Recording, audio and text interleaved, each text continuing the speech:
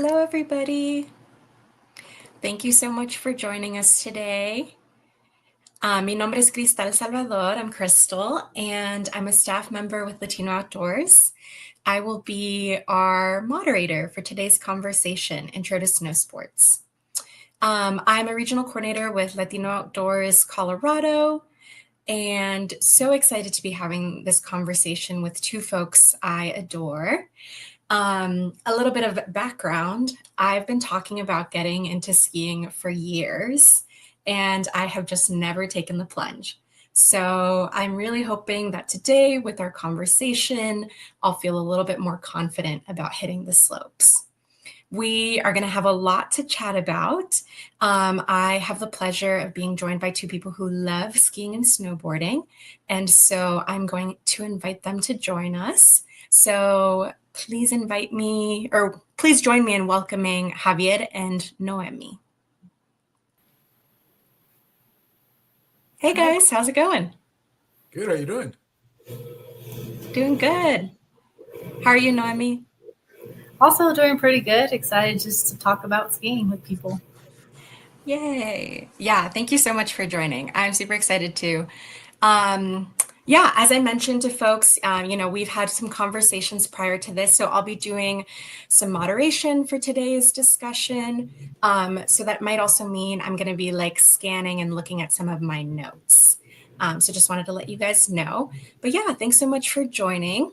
I wanted to share with everybody who's joining us today that I've also had the pleasure of planning and leading some skiing and snowboarding events with Nohemi and Javier this year. So yeah, I feel so grateful for you two offering to share your knowledge with our community. I know that a lot of folks have expressed interest, and yeah, just feel a lot of gratitude for that. So before we jump into our conversation, I do want to share a little bit more about you both. We have some bios here for Javier and Nohemi, so I'm going to take a second to read those. I want to make sure I don't mess up. We'll start with Nohemi. Nohemi is an outings leader with us here at LO Colorado. And Nohemi is from Dallas, Texas, a volunteer with Latino Outdoors. And she is a civil engineer who works on water infrastructure projects and has a background as an outdoor educator in many disciplines. Her favorite ways to spend time outdoors include backpacking, skiing, biking a paved trail, and fishing. Thanks for joining us, Nohemi. Thank you. And we have Javier Pineda, a remarkable advocate for immigrant inclusion in the outdoor industry. Born in Michoacan, Mexico, Javier moved to Summit County, Colorado, where he faced economic and social barriers that often keep immigrant families away from outdoor sports. Despite these challenges, his passion for snowboarding and community building only grew stronger. Javier co-founded Mountain Dreamers, a nonprofit that's dedicated to immigrant rights and advocacy, and later launched Also Outdoors, a program that provides free ski and snowboarding lessons to those traditionally excluded from these opportunities. His work has also been featured in Backcountry Magazine, Ski Magazine, NPR, the Colorado Sun, and more. Okay, great. Thank you both for being here. I just want to offer a quick reminder to those that are watching that we'll also have a question and answer towards the end of our conversation. And I know actually someone had expressed interest in hearing our conversation in Spanish. So after this is shared with everybody, we are hoping to come back around and share some snippets at least of our conversation with Spanish translation. So just something to keep an eye out for. One other thing that I'll share is that we'll also have some discount codes to help you all in finding gear so that you can hit the slopes. Does that sound like everything, Javier and Nohemi? I'm not forgetting anything? Great. Sounds good. Okay, perfect. So we have a lot to discuss, so let's jump right in. The first question that I have for you both, I think something that a lot of folks were curious about, is if you can tell us more about the first time that you went skiing or snowboarding, or how did you even get into this? And I'll invite Nohemi if you can get us started. Sure. So, just my general interest in the outdoors, I've always wanted to be doing outdoor activities. Um, Spend a lot of time outdoors when I would go to Mexico in the summers. And I grew up in Texas, and I didn't do much camping or much outdoor activities in that way. But I moved to Colorado for grad school and kind of picked Colorado a little bit because of the outdoor opportunities that are available. And so, I really got into hiking when I moved here. I got into other um, activities that kind of have a little bit of a lower barrier of entry to it. And then in 2020, REI granted Latino Outdoors some funding for professional development of the volunteers. And I was curious about skiing, and I thought that a good professional development opportunity with LO would be to offer more skiing outings. So I said, maybe I should learn. And I applied for the grant and I received it. I invited a friend, and the group kind of grew into 5 or 6 people taking the lessons through this grant. And I really enjoyed skiing. I got some lessons that were free through the grant at Loveland area here in Colorado, and just has continued to go back to skiing every year, season after season. And then there is a picture that I would like to share of the very first lessons that I took out here in Colorado with my Yes, we'll friends. get that on the screen. It's a picture of Nohemi with 2 friends. Mm-hmm. Let's see if we can do that. There it is. And I was out there with really basic gear, just kind of stuff that I had in my closet or that I thrifted. And I think we'll get into how to kind of start your gear for these activities in a little bit, but just wanted to share this picture. You look great, Nohemi. Thanks. Yeah. Awesome. Well, yeah, thank you for sharing, Nohemi. Is there anything else that you wanted to share? That's it. That's how I started, and I love it, and I'm still doing it. Yeah, definitely. I know, I think when I first joined Latino Outdoors, about a year ago, I think that was one of the first things that I learned about you. I was like, oh, if I ever have questions about skiing, anything skiing related, Noemi's the person to go to for that kind of stuff. So, yeah, it defined the way that I got to know you. Right on. Yeah. And Javier, would you like to share? Yeah, definitely. First of all, thank you all for joining us today. And just a disclaimer, the information sharing today is based on my experience. It may vary as we talk about this. So just be open to that. So my first time snowboarding, I think it was later in my teenage years. Full disclaimer, ever since I learned I was coming to the US and my dad lived in a ski resort area like Breckenridge, my mind started wandering of, oh, it would be cool to learn how to snowboard. That was my thing.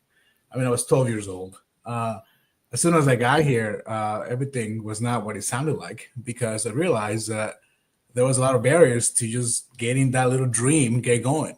And my experience was a little different, mainly because even though I grew up in a ski resort, it didn't mean that I had access to it. I thought I could just simply go up the mountain and that was it, but it didn't work that way. Coming from an immigrant household, the budget was tight. The biggest thing for me was my mom didn't let me do it, mainly because of safety reasons, not having insurance if I ever get hurt. And it wasn't until, unfortunately, my brother passed away that my mom decided to kind of let me out of my cage a little bit, give me permission to join a youth program that allowed me to learn the whole winter. So when I talk about my experience, I'm probably saying that I'm a product of youth programming, an investment into youth programming. And the main motivator for me to learn was for me to deal with my grievance of losing my brother. And so it was a little different. I think the biggest difference was the fact that the gear was provided, the instruction was provided, and it was an organization who that's all they did, dealing with youth. After that, I soon realized that it was only short-lived because I turned 18, only did it 2 years. I was still an intermediate rider, and then I went off to college. The finance barrier was really, really tough. The program didn't allow me any transition from learning into buying my own gear. So I had to struggle to learn all of this from scratch because I was kind of privileged to have everything given to me from as long as I was in the program. Long story short, after working and then getting some money, I started to do it again more consistently. But I think that the key side of my story is I became an instructor 3 years ago. And then just like a month ago, I became a certified instructor. But me working with the ski resorts allow me to give back in a way and also create the program that we'll talk about later. But it allowed me to stay within the industry and unfortunately play the game, in other words, meaning have free access to lessons, ski pass, some gear, and then I learned how to ski just 2 seasons ago. So my main sport is snowboarding and then skiing, and I teach both now. And the also program, we're learning all of this as we go to make sure that opportunities arise for folks who perhaps aged out of youth programming. Yeah. Thank you so much for sharing all of that, Javier. I really appreciated learning like through your story. And I see your snowboard and your skis back there now, both of them. Yeah. Thanks for the day. Which one's Yeah. Yeah, and I think I appreciate both of you naming some different barriers that exist for folks of like financial barriers or like even just like not having health insurance and being worried about safety. And we're going to talk a little bit more about safety in a bit, but that is something that a lot of people think about, especially when it comes to something like skiing or snowboarding. And yeah, Nohemi, I loved how you highlighted Latino Outdoors and the leadership development opportunity that you were able to receive through Latino Outdoors. And I think, that is something that we love to offer to our community. And, very similarly to Mountain Dreamers, we at Latino Outdoors, especially here in Colorado, we have all of these snow sport outings, and very often they are beginners or we include lessons as part of it. This year we got to do a beginner lesson and then an intermediate one to help people kind of skill up their level.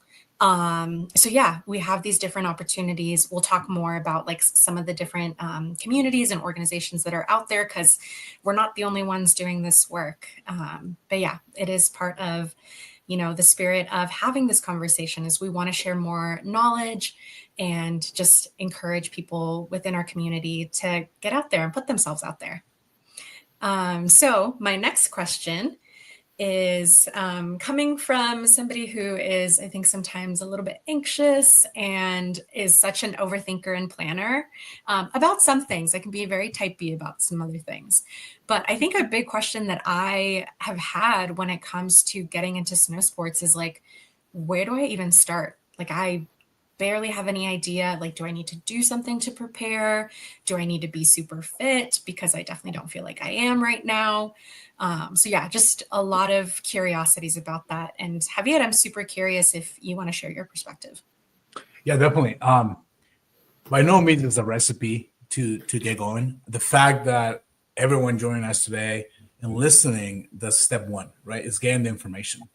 I think as we gather here today, we have folks from Colorado, California, all across the nation. Yeah. And it's important to maybe do some power mapping. I use some of the language of advocacy and community building, meaning start by kind of mapping what's around you. It could be a small resort. It could be a hill.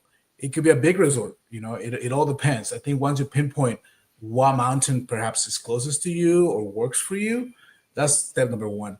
I think I do have a little bit of bias, but with good intention. As an instructor, I definitely always urge you, if possible, through an organization like Latino Outdoors, an organization like Mountain Dreamers also Outdoors, or any other organization that may do this type of work, it's either take advantage of those events, those exposure events, attend those. One, two, either look online on that mountain that you already looked at to see resources for lessons. And oftentimes, being in the industry, you might have to be there present or calling, because sometimes, I'll be honest, some mountains are not very transparent in some of the options and pricing that those lessons are. And there is a lot out there now with packages, discounts. For instance, my local mountain where I like to go, Arapahoe Basin, has a deal where you buy 4 lessons. I think the price may change, but I think it's like $800. And at the end, you get a season pass for the rest of the season. That's as much of a season pass in general. So to me, yes, it's pricey. It's an investment in yourself, but also gives you the tools and resources, and mainly the atmosphere that you want to learn. Because if you're learning as an adult, there's a lot of fears out there. Yes. And I think the biggest thing is making sure that you feel safe, that you feel like you are comfortable doing it. So definitely take a lesson. And I know you may have a friend or a significant other that they won't just tell you, hey, let's go. It's great. But for the first time, do not do that. Mainly because there's a lot of stories out there. Maybe Nohemi can actually share some of those, all those stories. But the biggest thing is, a lot of the times people do not have the skills of patience sometimes teaching us. There's stories of friends just taking you to the top of the mountain and here you go, learn. And I'll be honest, that's not how it works. I think the bunny hill is your best friend for the first few times that you're learning. And then the other thing is, perhaps look at your job. They might have some fitness benefits, and you might have to use that benefit to perhaps take some of those lessons. I think the biggest thing right now is doing the research. And even though in the springtime kind of time, there's a perfect time to start planning ahead. I think you being active, walking, biking, swimming, any type of just active activity outside will definitely prepare you for just having a good time on the winter time. As well as you don't have to be super fit. And just full disclosure, I've had people who work out every day or do body lifting. They do not last an hour on the mountain because you use different muscles they don't typically use. So what I'm trying to say is, don't feel discouraged. Just be active. Start planning. Maybe budget some of those expenses. Maybe start looking at it right now. And who knows, you might find really good deals right now in the springtime all the way into the fall. So that's kind of my advice. Yeah, thanks, Javier. This is very reassuring for me. And I know that, I'm sure I've been watching Nohemi. I know that you have some thoughts about what Javier has shared as well. Oh, for sure. There's just so many tips on like where to start. One of your concerns was being fit. And I think, like Javier said, I don't think people have to be like build workouts into their everyday kind of life to prepare to go and ski.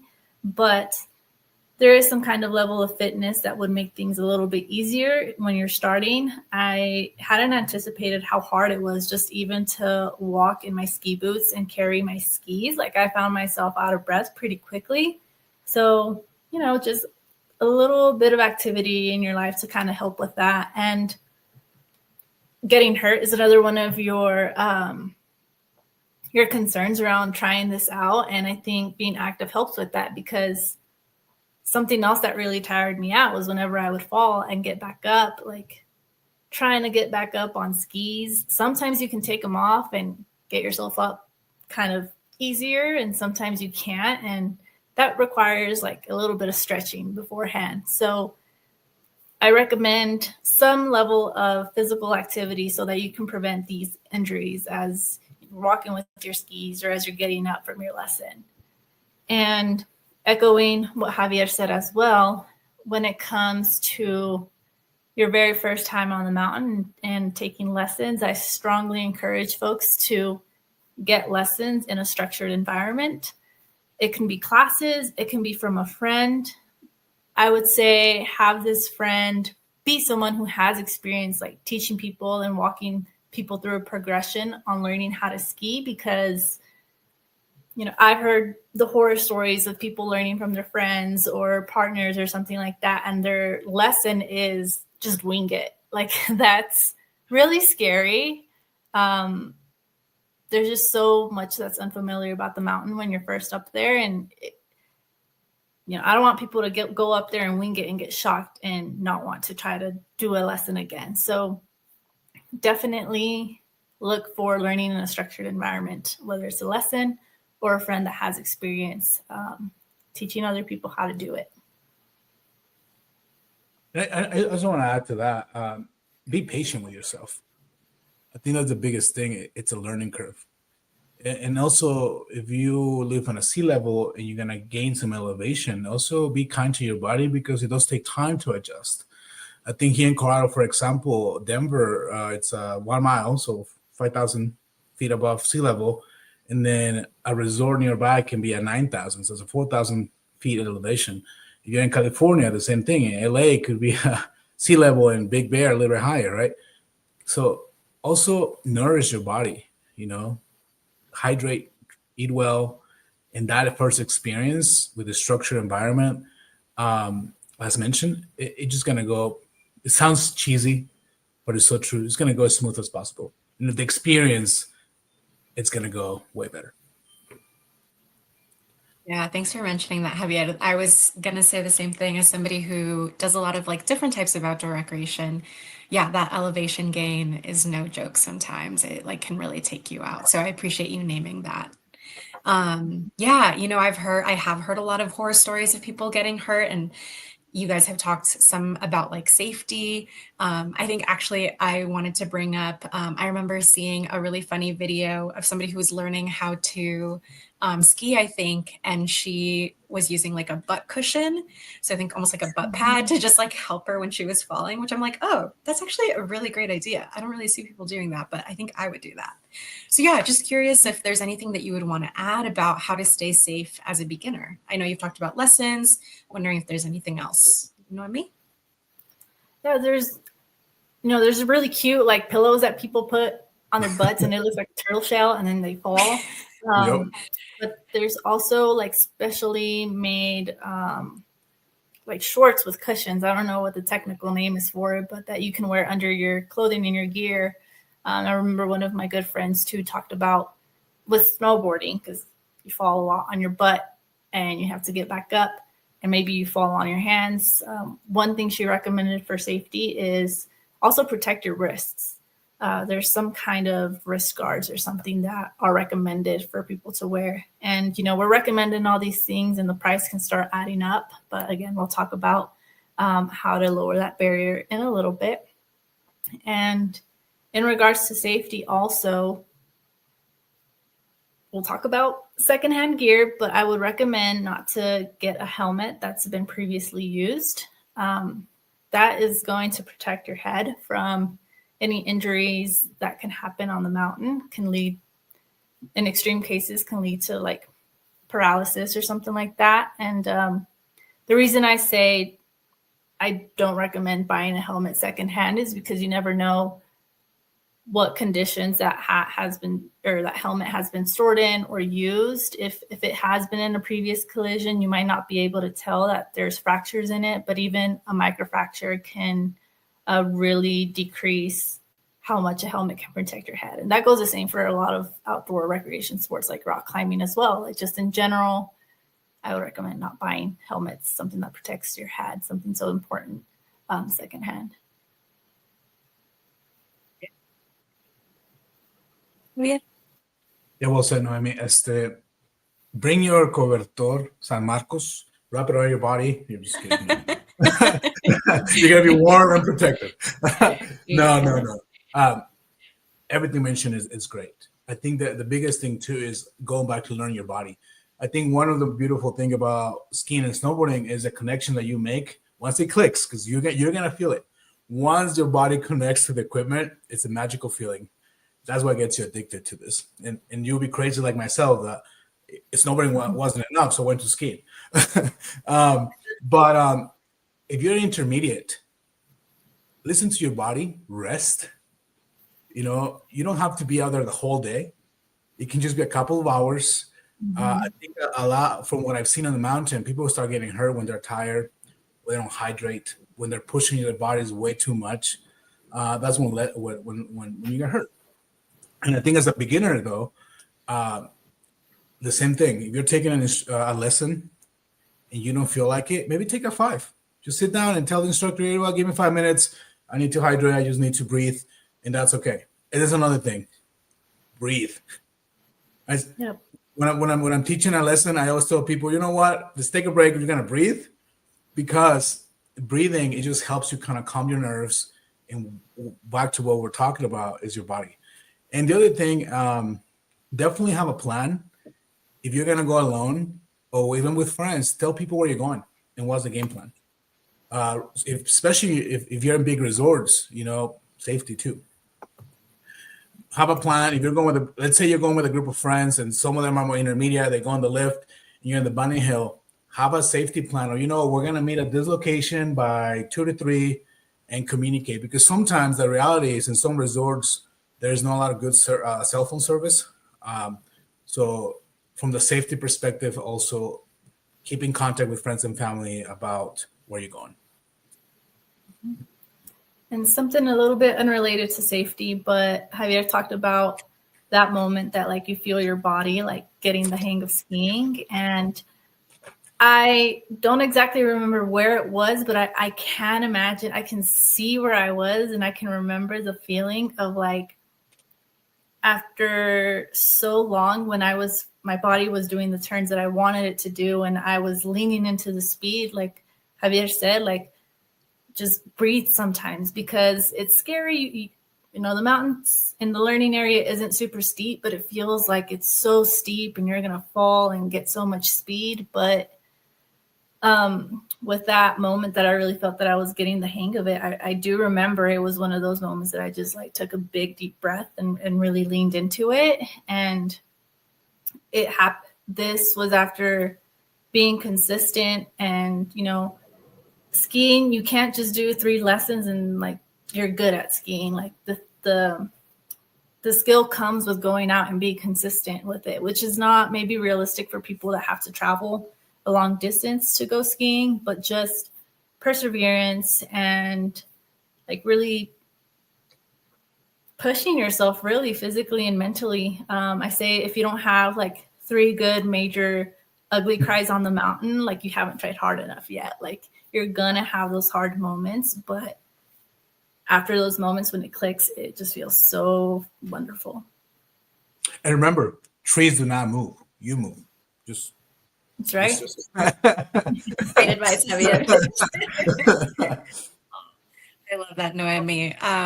I cry really easily, so I feel like my 3 cries would come first lesson, maybe. But yes, I'm feeling that you all would be there maybe to support me. So we'll chat about that later. I know that you two are also big gear lovers. So I'm wondering if we can talk a little bit more. Can you tell me about what you would recommend for a first-time skier or snowboarder? And Javier, do you want to start us off on this part? Oh, gear. Oh, that's my bread and butter. I think when you're starting off, don't worry about the fit. Don't worry about how it matches or how it is going to look on your Instagram profile pic. Just enjoy the moment. I think when it comes to gear as a beginner, I have my own bias too. I like to invest right away on a good base layer. Meaning whatever touches your skin is the most important thing for me, even to this date. Because you never know. Your body is sweating, and honestly, your body needs to breathe. And the base layer, to me, is the most important thing. You don't have to buy the highest tech. We can talk about different fabrics, but that's a different webinar coming soon. Just kidding. But there's all kinds. Wool is really good. The biggest thing, other thing for gear too, is buy things to use, except your helmet, as mentioned before. Mm-hmm. But you're learning. You're gonna get scratched up. It's fine. Get it tuned. That's the biggest thing too when you're learning. Meaning, go take it to the local shop, get a wax, and sharpen those edges. Skiing, snowboarding, both ways. If you buy skis used, make sure that the boots actually take back to the shop, because it's something that we call it din. It's how tight the binding adjusts to your boot in case you fall, how the ski will go flying off. So all of these things, right? Facebook Marketplace is one of my biggest friends when it comes to finding good deals. Depending on where you are, you might have a big store such as REI or any of those owned by the mountain as well. Or sometimes people or friends will donate you some of their gear. Ask. Right now, I think what I mentioned before is use this time to plan. If you can go at least once between now and the season is over. I know here in Colorado, the season is over in about a month or so, over a month. I don't know how it is in other states. But use this time to start saving perhaps and invest on the gear that fits you. And for me, goggles are very important because you're able to see. Let's see, that's just a very condensed version of gear. And gloves, good gloves. Your hands are going to get frozen. Cotton. Okay, the biggest takeaway, just to wrap up. Like I said, I just get so emotional about gear. Biggest takeaway about gear is your gloves, your hat, your base layer. Make sure it's waterproof. And the biggest thing is it's non-cotton. So the San Marcos joke is not going to work because San Marcos cobijas are just very full of cotton. Mainly because once cotton gets wet, it's really hard to dry it and you're not going to have a good time. So the biggest takeaway is synthetic fabrics, usage of Facebook Marketplace, REI, garage sales, all kinds of stuff. Wow, Javier, that was impressive. I know you love to talk about gear, but yeah, that was great.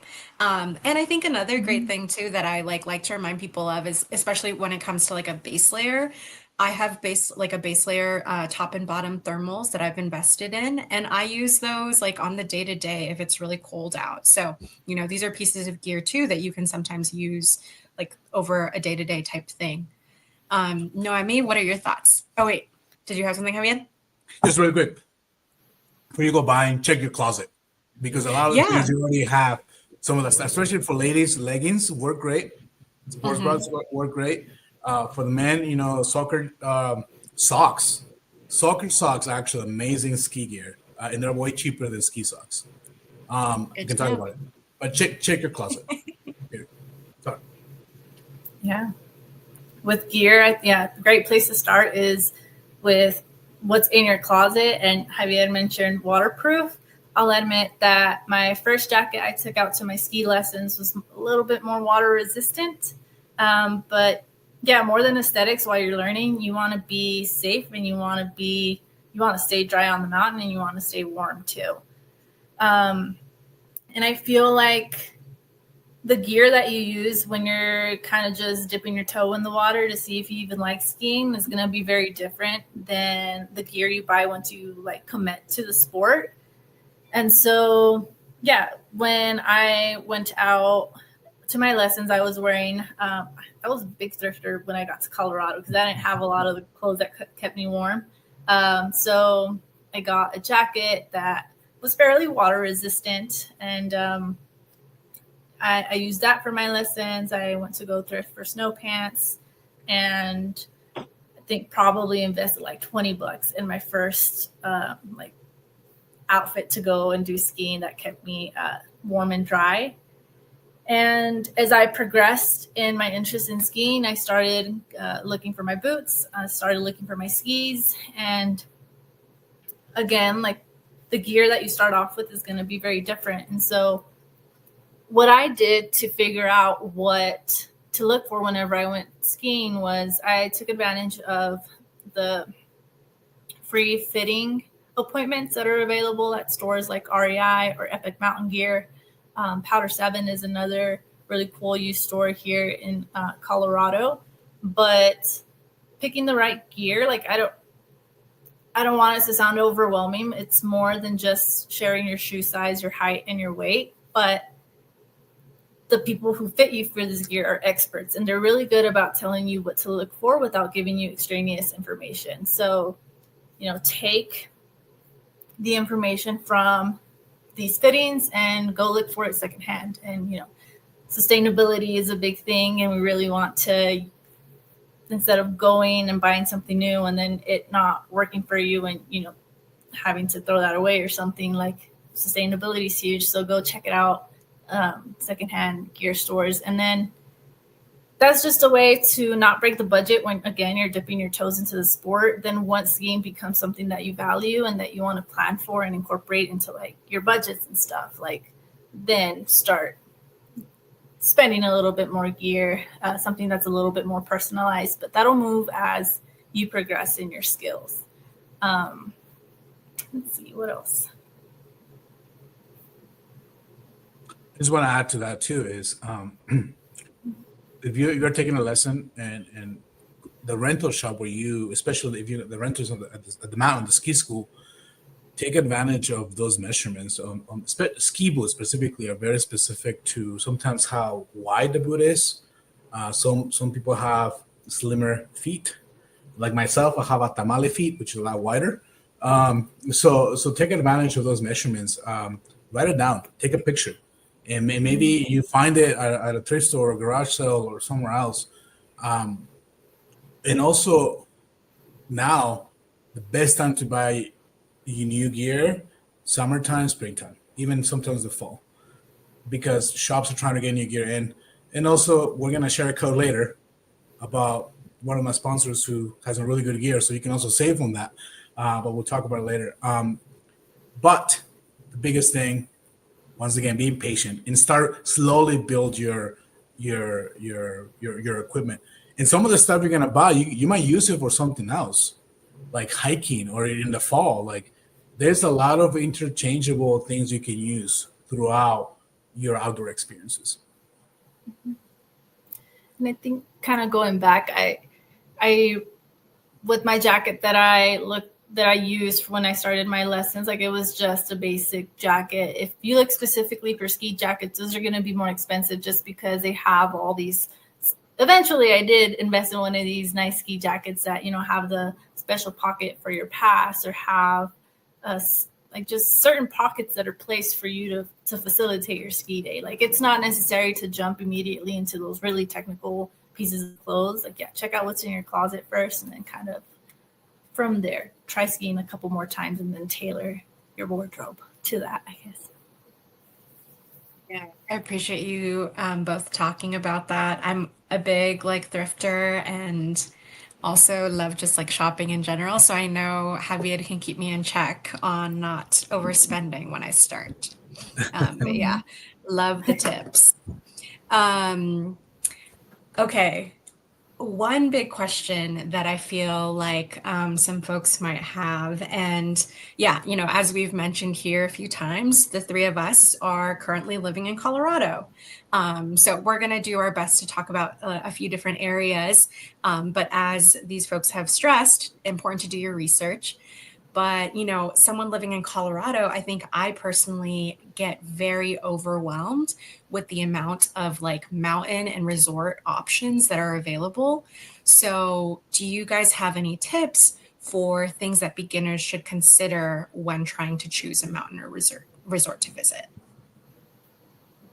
And maybe, I think, Nohemi, do you want to go start us off?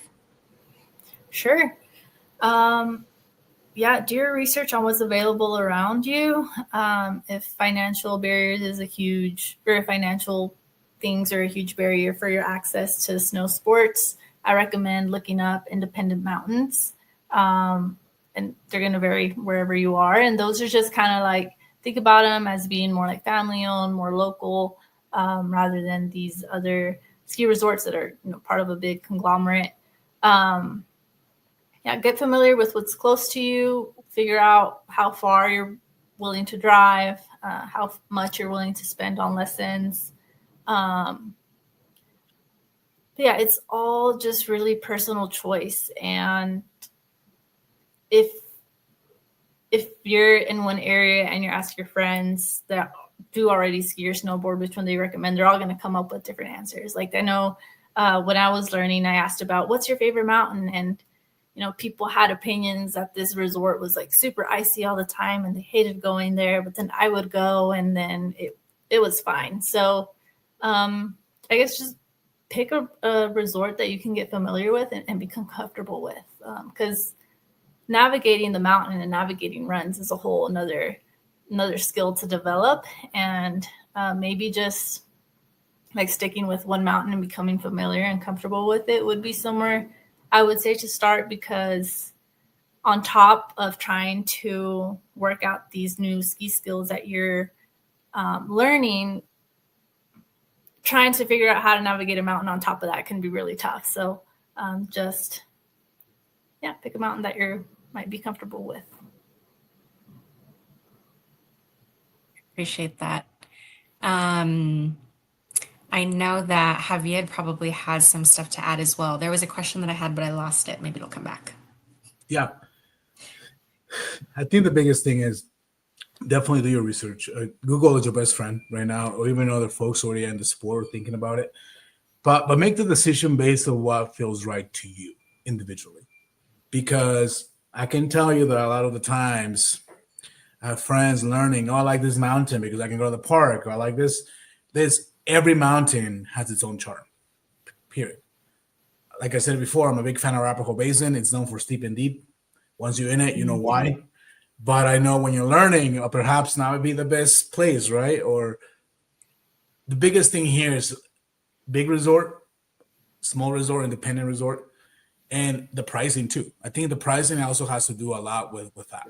And also location. How far is it? Like, for example, if you live in LA and maybe Big Bear is closer, or you go up north, or you're in Washington and Stevens Pass is the closest, or you're in the middle of Vermont, for example, it has a bunch of really cool resorts too. At the end of the day, the industry is kind of managed by two big corporations, Alterra and the resorts. But within that, there's still smaller mountains who are very independent. But what I mean by independent mean they're smaller, they might be a little more rustic. You might not have the greatest shopping, but it's okay. You're going there to ski, hopefully. And also ski schools, meaning that each ski school has its own policy, its own pricing, its own professionals. It's whatever feels right to you in that sense. I know here in Colorado, we're fortunate to be driving around an hour and a half with no traffic, because it could be a 4-hour drive or 5. In Utah, going to Conwood Pass, it could be a couple of long hours. So don't discard those small places or hills sometimes as your first experience. And for the most advanced intermediate, maybe start looking into maybe backcountry as well. That's a different one. But there's a lot of options out there. I think the biggest thing is Google. Google is your best friend, asking around. And I myself can put myself out there to provide any feedback.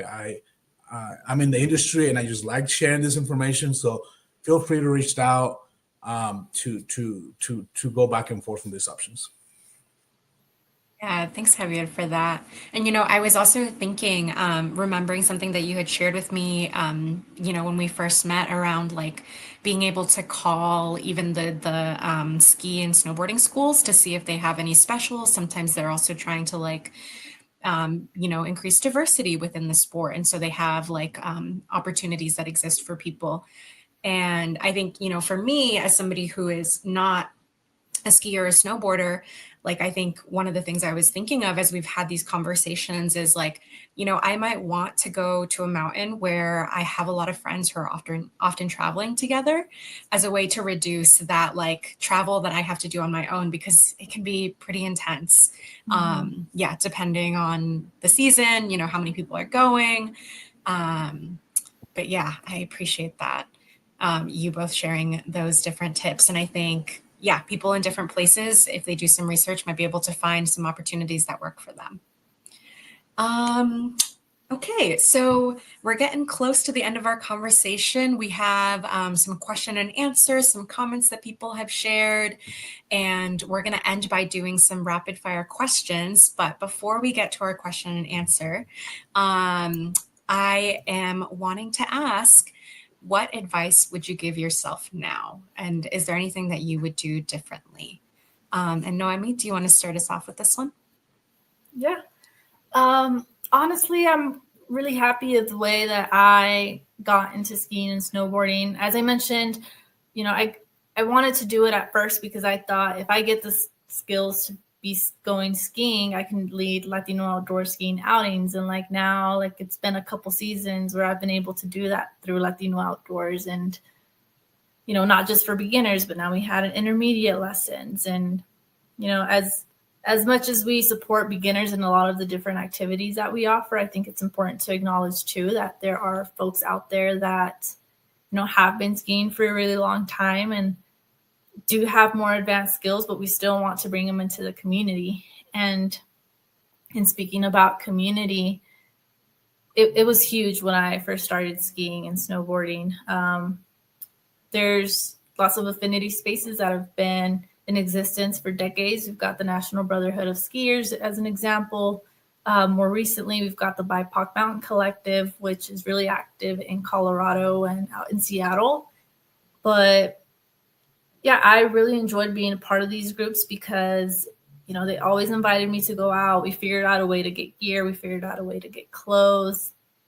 And I met really great friends that did have a background in teaching and instructing, and always gave me really good tips to move forward in my skiing journey. And yeah, it's community, and then those numbers just get bigger and bigger. And I love seeing on the outings that I'm a part of, I love hearing people say, you know, like I hadn't really connected with the Latino community that also did this. So we're out there and we're slowly finding each other. And I think finding a community would be, or at least was something that I really enjoyed in getting into the sport that I would recommend others to really strive for as well. Thank you, Nohemi. And I know, Javier, you have plenty to share as well. Maybe after you've answered, we can share a picture of one of the lessons that Nohemi took when she was starting off. But yeah, Javier, do you want to share a bit more about what you would recommend? Yeah, I think my experience, it was a very lonely experience learning, meaning that for me, it was a very healing process, and I didn't really share with community until recent years. So something I will do differently is definitely get connected with affinity groups sooner, and just community members, you know, like myself, like other Latinos and other immigrants, because I consider myself like that, just to make it more enjoyable, and as well getting connected with any local groups. Mountain Dreamers also outdoors is an example, you know, the one that I manage. Throughout the U.S., there may be affinity groups in other organizations that we're not aware. So also share that.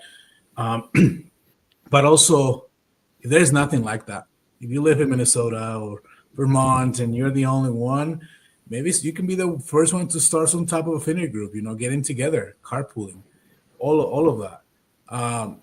I think the biggest thing too is being a dynamic skier and rider, meaning that once you have the skills down, push yourself, meaning that, you know, maybe at the end of this run, I'm going to go a little bit faster, or you know what, I'm going to go in and out of the trees. You know what, I'm going to hit bumps. You know what, I'm going to do this. So, because to me, it's very important to keep advancing in the sport, but doing it safely. So my advice to you is being afraid is the natural feeling for this sport. Feeling lonely can also be a natural feeling for this sport, but you do not have to do it alone. So reach out to other folks and enjoy it. Yeah, thanks for sharing that, Javier. We'll ask folks who are helping us out with this webinar to share the two pictures that Nohemi has shared with us of some lessons with community, so y'all can see there.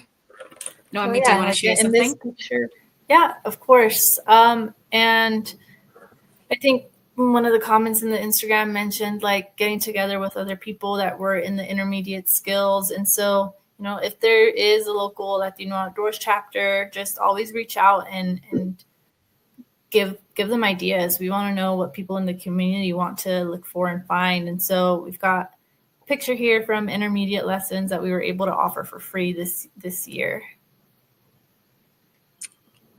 And we have, I think, one more of everybody posing. So cute. Yeah, and like this is just me and my friends. It's not like a formal outing with any organization. Like, you know, skiing does have a history of being exclusive to our communities for various reasons, but again, through the different organizations that offer community around these outdoor sports, like slowly but surely you'll connect with one person, then you'll connect with 2 and 3, and then eventually you and your friends just go out, hang together, and celebrate New Year's Day on a ski day. So that's what's happening here. Thanks, Nohemi. Yeah, I really appreciate when you two have talked about community and how you've like kind of shaped the communities that you have now, especially around skiing and snowboarding. And yeah, I think it's so clear to me how special these communities are for you all, and you know how much appreciation and love you have for them. And yeah, I think great to point out to folks like you can cultivate this, you can also find it, like they exist out there. Yeah, and Latino Outdoors is one of the great places to find that, and so is Mountain Dreamers. Okay, so we have a few questions from different folks. I'm keeping an eye on our time too, so I want to make sure we can get these in. But let's see. Okay, someone commented, this wasn't exactly a question, but maybe there's like a question built in. Someone commented, I would like to advance my skills. I struggle on steeper terrain to make connected small turns. Usually revert to heel slide and make it safely down. My assumption is not enough practice. I would like the opportunity to connect with other female snowboarders with the same skill level and encourage us to get out on the mountain more often. Yeah, wondering if Nohemi and Javier, if you two have anything that you would respond with around maybe like advancing skills? My default, and again, I'm really lucky to have a very active Colorado Latino Outdoors chapter, and very lucky that our chapter has a lot of support from the organizations that make it possible to get free lessons. But even on your own, maybe you could take an intermediate lesson, because I was starting to plateau in my skills too, and I was going down the mountain. Same thing. Whenever, you know, I can do some steep, but there were some steeper blues that I was like, I just was like scraping my way down the mountain, and I felt like I was breaking the whole way. But you know, I thought about taking intermediate lessons, shared that with the group, and we ended up doing this outing. But I think it's really helpful because, yeah, I had exhausted everything that I'd learned in my previous lesson, and just freestyling on the mountain, I exhausted, you know, what I thought I needed to do to lean into like more steep terrain and stuff like that. So if possible, I would recommend an intermediate class. Great advice. Javier? I'm going to put my instructing hat on, and nice. I can tell you that go to a mellow terrain.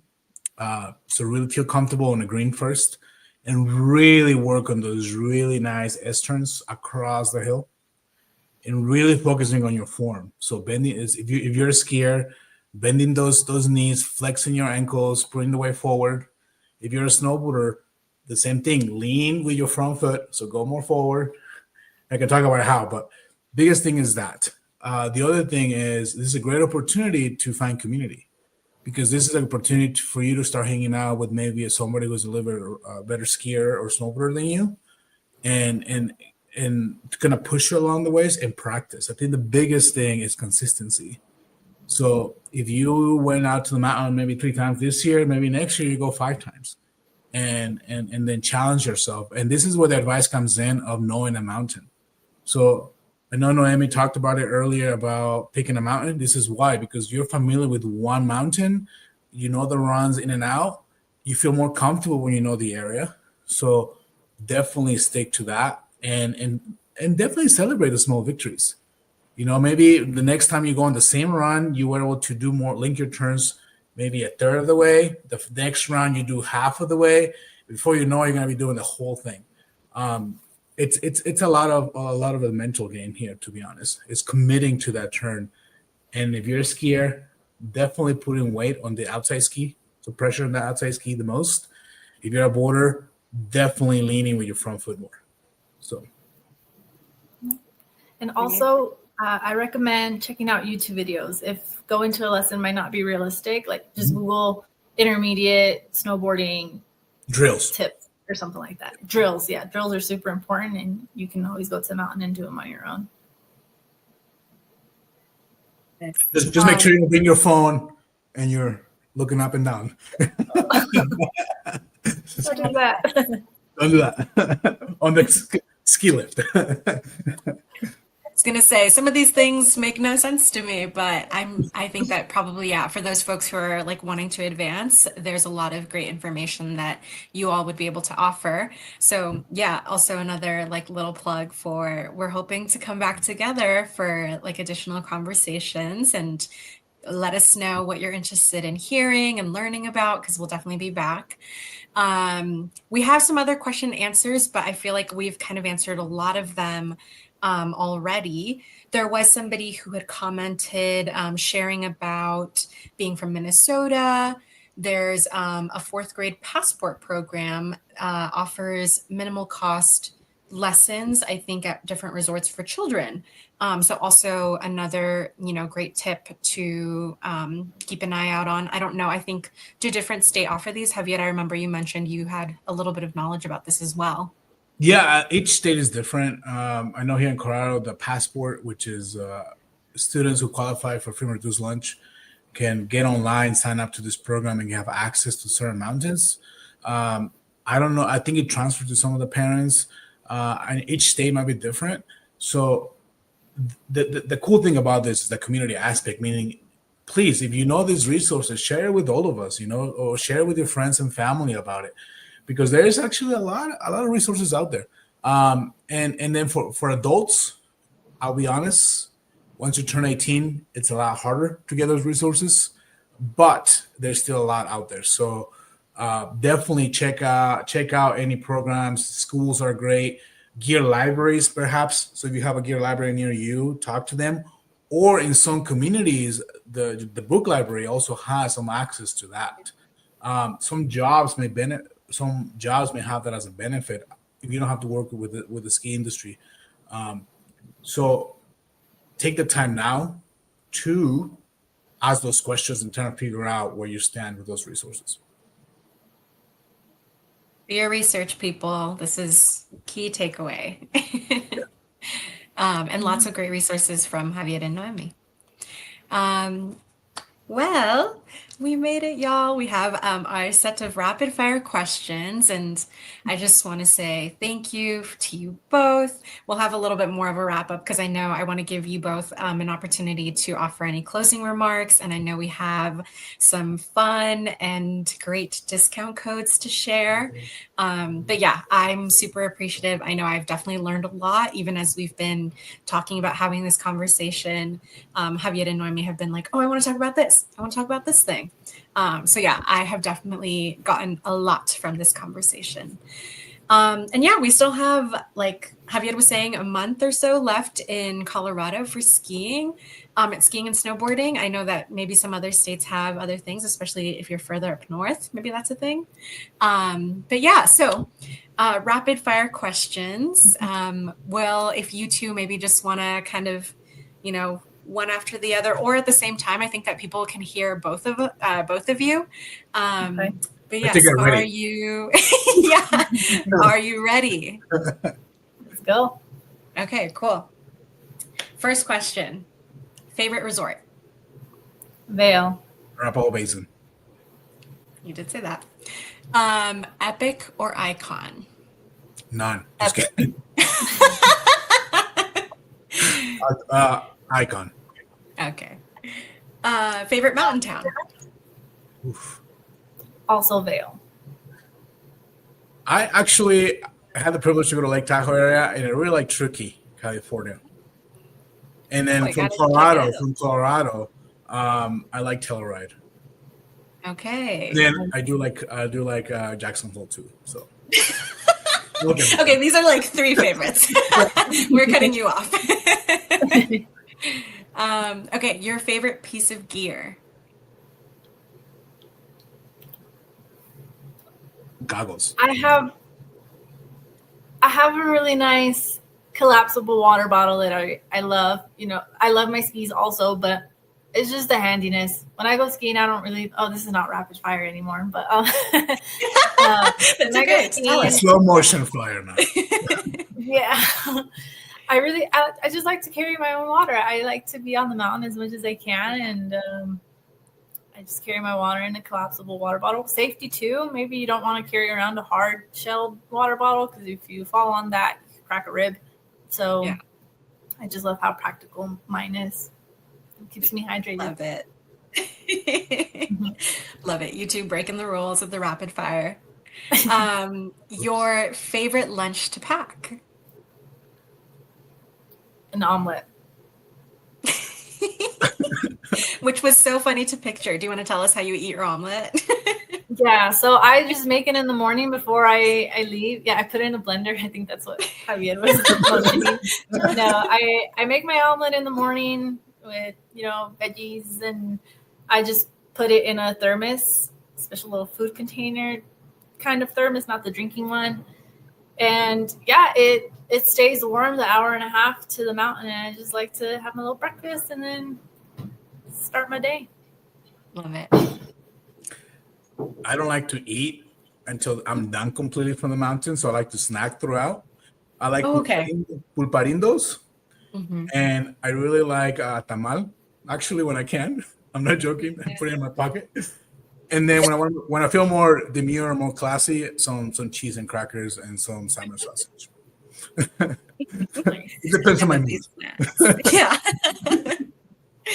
Okay. And then last rapid fire question is, what is your dream ski snowboarding destination? Georgia, the country. Thanks for clarifying. Yes. Oh man, I just want to chase snow year round. I do. I would like to say Japan for right now. Okay. Good job keeping it rapid fire. Crying. Yeah.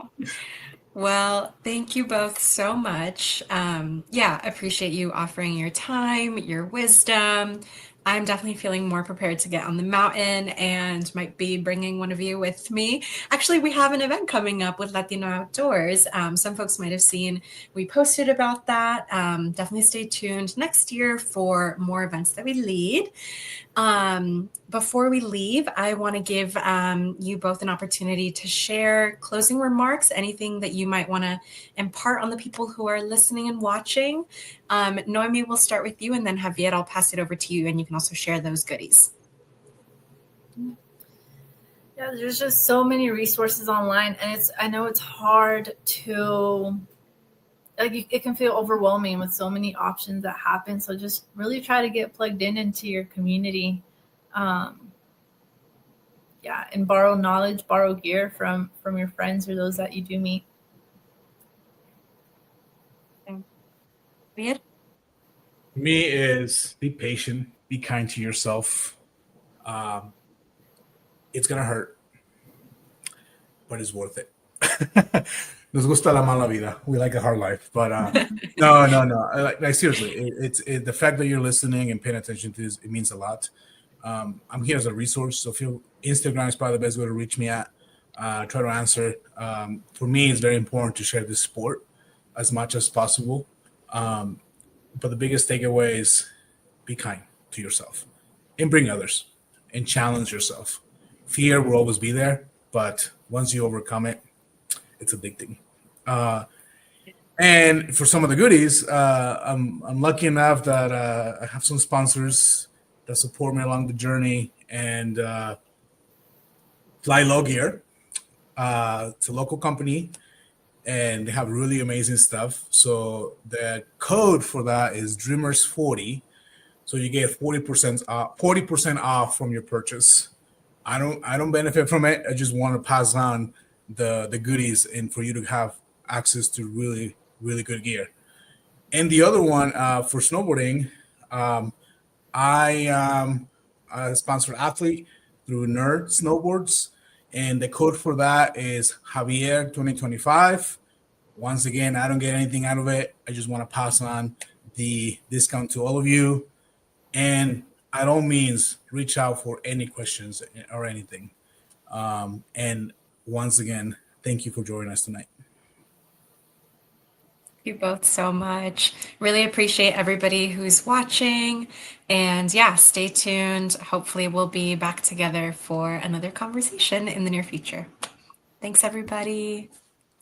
Bye. Bye. Bye, everyone.